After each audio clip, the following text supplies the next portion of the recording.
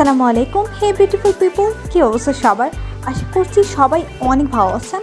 চলে আসলাম আপনাদের জন্য নতুন একটি মেহেদির রিভিউ নিয়ে। আজকে আমি যে মেহেদির রিভিউ করব সেই মেহেদির নাম হচ্ছে কাশ্মীরি। এই মেহেদিটা আমাকে আমার একজন আঙ্কেল গিফট করেছিলেন।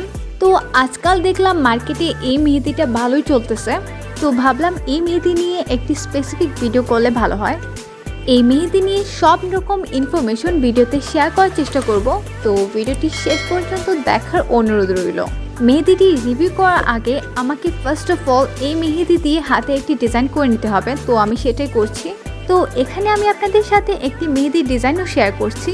এক তীরে দুই পাখি মারা যাকে বলে, একদিকে রিভিউ এবং অন্যদিকে মেহেদি ডিজাইন। একটা ভিডিওতে দুটোই কিন্তু শেয়ার করা হয়ে যাচ্ছে। এবং আমার আজকের এই মেহেদি ডিজাইন আপনাদের কাছে কেমন লেগেছে সেটা আমাকে কমেন্ট বক্সে জানাতে একদমই ভুলবেন না। আপনাদের কাছ থেকে পাওয়া প্রত্যেকটি কমেন্ট আমার জন্য অনেক স্পেশাল। এবং আপনারা যারা আমার চ্যানেলে নতুন তাদের কাছে রিকোয়েস্ট করছি, প্লিজ আমার চ্যানেলটি সাবস্ক্রাইব করতে ভুলবেন না এবং পাশে থাকা বেল আইকনে অবশ্যই ক্লিক করবেন, তাতে করে আমার ভিডিও পরবর্তী আপডেট আপনারা কখনো মিস করবেন না। এবং আপনারা আমার কাছ থেকে কীরকম ভিডিও চাচ্ছেন সেটা আমাকে কমেন্ট বক্সে জানাতে পারেন, আমি আপনাদের চাহিদা অনুযায়ী ভিডিও মেক করব। আচ্ছা, তো এবার কথা বলি এই মেহেদি নিয়ে। এই মেহেদিটা হাতে লাগানোর পরে আমার কাছে মনে হচ্ছে এই মেহেদিটা অনেকটাই স্মার্ট মেহেদির মতো।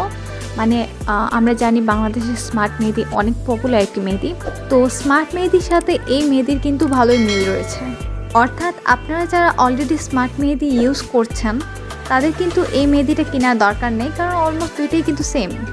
তবে আমি কিন্তু স্মার্ট এবং কাশ্মীরের মধ্যে কাশ্মীর মেহেদিটা প্রিফার করব, কারণ স্মার্ট মেহেদিটা হাতে দেওয়ার সময় একটু ঝামেলা হয়, মানে আশেপাশে ছড়ানোর ভয় থাকে, বাট এটা কিন্তু সুন্দর মতোই হাতে অ্যাপ্লাই করা যাচ্ছে।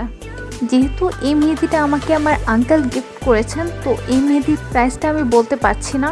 এতক্ষণ কথা বললাম এই মেহেদির পজিটিভ সাইড নিয়ে, এই মেহেদির কিন্তু একটি নেগেটিভ সাইড রয়েছে।